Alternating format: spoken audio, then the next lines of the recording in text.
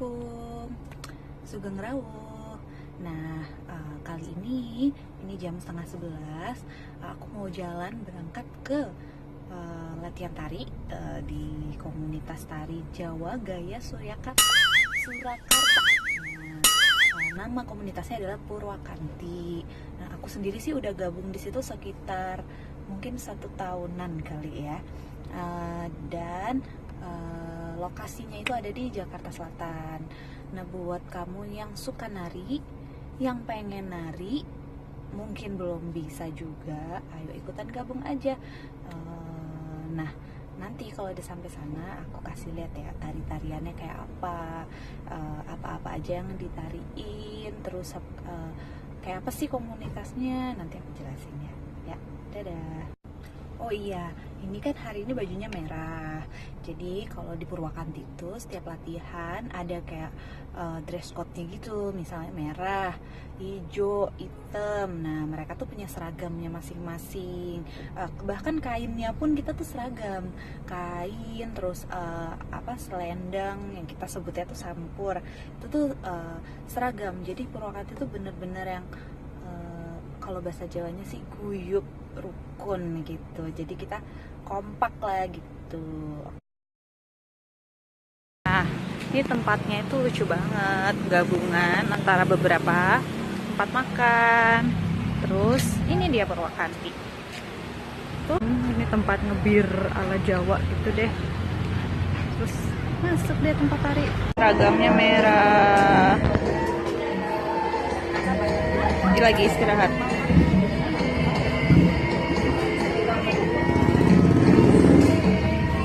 Mas Luka ngapain? Jarian saya.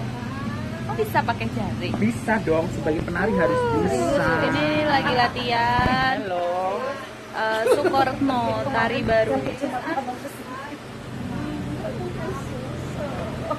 Nah, ini dia tari baru, tari Sukorno.